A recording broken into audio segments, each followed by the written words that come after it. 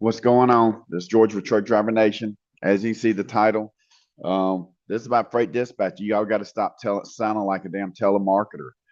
I'm gonna go over this real quick. Hopefully, it helps some of y'all out because I've got students that are actually still they came out of sales, whatever they came out of, and they think, well, they can cross cut some of this stuff and they're going to be okay. And that's not correct. Okay. When you're calling an owner operator or a carrier, anybody has an MC numbers a carrier, right? But if you're calling somebody and you're wanting to help them out, I mean, you can't be calling them something like a telemarketer. Okay. Why? I just don't think that people are understanding how that affects the overall persona of who you are.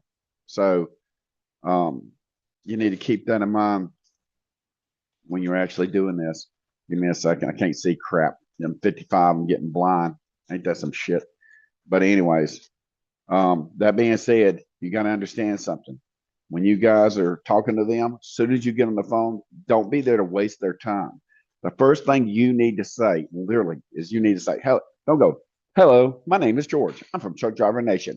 I'm calling you on this fine day to see if you need a freight dispatch service." Man, don't you have enough sense that they know they got their MC? They're the ones that got the MC.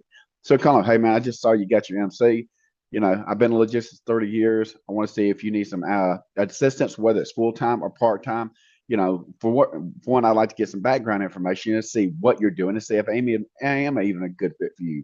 So, the main thing that I concentrate on personally is flatbed, drive in, reefer, and step deck.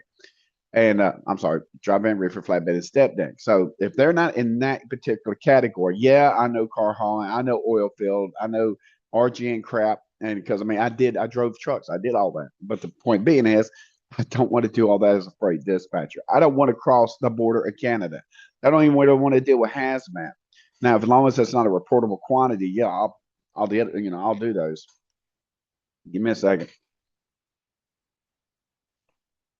I'm still dealing with sinuses. It's a damn earthquake over here in this country I am. It's got crap in the air. It's done made me sick.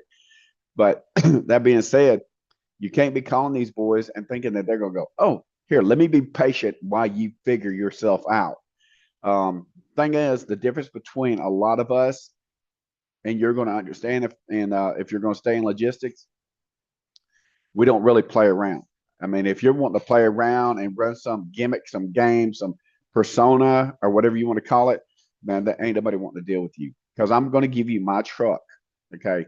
I need to know what you got. I don't want to hear crap other than me giving you some baseline information about myself, about what my equipment's looking like.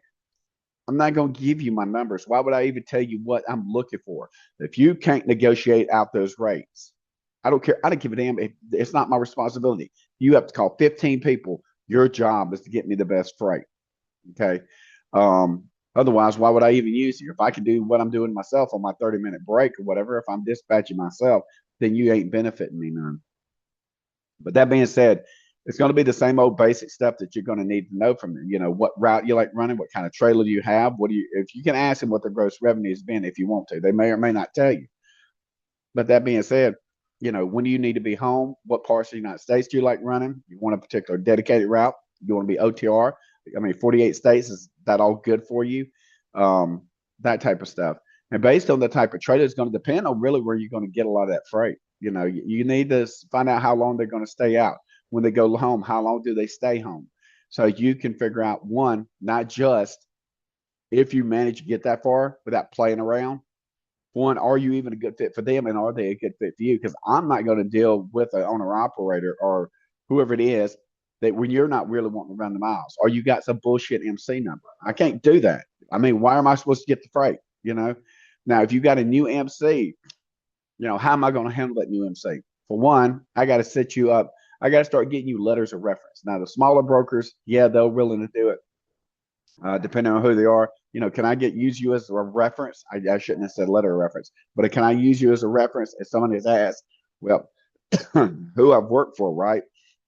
And they can go back to you and say, "Hey, this truck, this is their MC number. Did they pull those for you?" And they can look me up and say, "Yeah."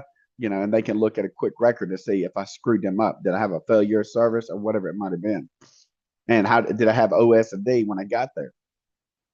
Over shortages and damages definitely show a lot by how that driver's securing their freight. But that being said, these are the things you need to just dive in. Don't sell yourself. Y'all are either going to work out. It's like me hollering at some chick running down the road. Hey, girl, what you looking so good for? She said, oh, that's a pickup line. Or I could say, hey, girl, I'm not going to get carried away with it. But, there's all kinds of crap I can say, not to engage them in that way, just to throw them off base. So that if there is some mental mindset, I don't want to deal with their craziness. Not everybody's sane. Hell, I'm probably not even sane. But that being said, when you're dealing with the owner operators, you got to engage them in a way that they got to understand that logistics. You didn't just fall out of the bed one day. Oh, I want to be a freight dispatcher. Even in what I teach my students, I'm mentoring these guys, and girls. So I'm mentoring the whole point, all the way along the way to help them understand their problem solving skills. Even in the conversations that you're having, if they ask you something throws you way off base, I'm not saying ab lib it, but make sure that you have the correct answer. If you don't have it, don't say you have it. Just say, brother, what you just asked me, I have no idea. I mean, if you want to be insightful and give me some insight, they would definitely be appreciated, but I'm clueless. I don't know what that piece of documentation is. And it may be they're full of shit. They might not even know themselves, and they just found some word that they heard from somewhere else inside of a truck stop, and they decided to rattle it out their mouth. So when you're actually engaging these people, don't hold back, because at the end of the day, you're going to be the one engaging the brokers, engaging the direct shippers, and securing that freight for these getting owner ops. So I hope this helps you understand. And also, in addition to actually, when you're dealing with somebody part time, because you're working into that MC number, it might have to have time to come up. You're trying to secure that freight for them as you can, but you're still building that relationship. Because if I can't get them no freight, even if they got a new MC, if it's 3 months, 6 months, or whatever it is, then what good am I to you? But at that same time, I'm building that rapport. So when you do get up to speed, hopefully we can look at you transitioning over to me as your full-time freight dispatcher. Now, obviously, as a part-time freight dispatcher, they're not making tons of money because they can't just get every piece of freight that's out there because they don't have no history on their MC. But at that same time, if I'm doing a part-time deal, when they're dealing directly with a broker and I'm stepping out, so that I don't have as many man hours involved in the whole logistics profile of providing that dispatch service, then I could charge a lower rate. So make sure you bring those points to light. But if I'm going to actually dispatch you full time, and the only person you're getting freight from as an owner operator is me, and my responsibility is how many relationships have I built with the brokers and the direct shippers? What do I have? Do I have anything that's even in that lane you're wanting to run? If you're wanting to do Atlanta, Houston, Chicago, back to Atlanta, what do I have that I've already dealt with in the past? And what do I know in those given areas based on that given trailer? So I know this is not a lot. I'm nutshelling it because I'm not here to teach you, but I saw something and I was like, man, you know what? I need to put this out there because I'm dealing with the same problems. You know, I try to do live calls. Doing live calls with a broker, they got freight to sell. Negotiating out a rate is something totally different than you actually recruiting an owner operator. And I want that owner operator to be onboarded quick. It should take you maybe 3 days max to get that owner operator boarded. And we should get everything swapped over so we can start dispatching that freight. Because if I'm not dispatching freight, that truck's not moving and I'm not seeing anywhere I can invoice. So I made money off that given new relationship that I'm building. But in the same token, if I actually turn out to be really good for him and what he's doing, that also gives the option for them to be able to expand, to get more trucks if they want to. Because since I truck driver recruit, I still got access to company drivers, and that's what he's going to need. So depending on what your assets are and your ability as you've grown inside logistics is going to depend on your capabilities. But anyways, I hope that helped you guys out. I know that's me ranting to some degree, but that's really how it's done. Okay. So I hope they helped you out. Yes, my personality is probably different than the other 20 videos you'll watch, but that is how you skip through the bullshit, get the man the information he knows. But if he wants to be, oh my God, you're offensive to me, well, that kills the conversation right there. I don't need to be working with you anyways because of my personality, your personality don't meet, that we ain't going anywhere anyways. You need a go-getter. For example, I'm your man. If you want somebody that's going to be passive and not assertive and get that damn freight because I know what those trucks need to make. And if you don't understand what that truck needs to make based on that truck, if he wants to share, well, I'm paying about this, that, and that. And I don't really need that. I just need to basically know what I need to actually generate that man per mile. On my driver profile, I'll understand.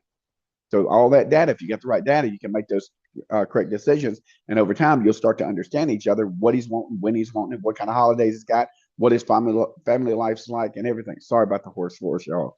Hoarse voice. But if I don't do this now, it won't happen. With that being said, I hope that gives you some insight.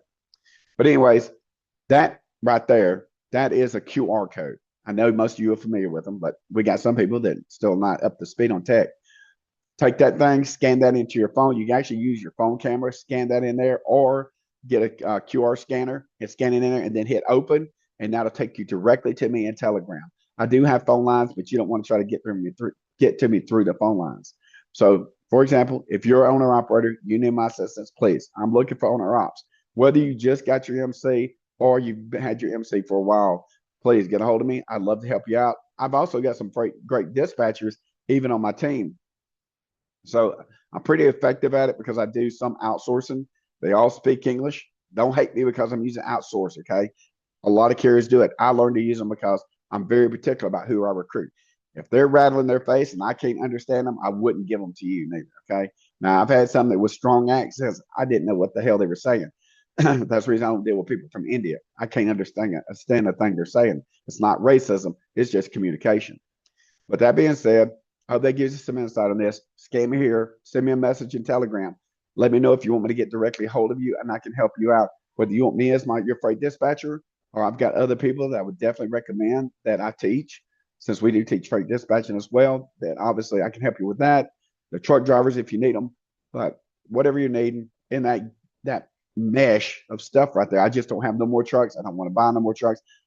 I'm not going to shoot down nobody that does have trucks. For me, myself, I never had a good freight dispatcher, and I never put myself in a position where I was just dispatching my own equipment.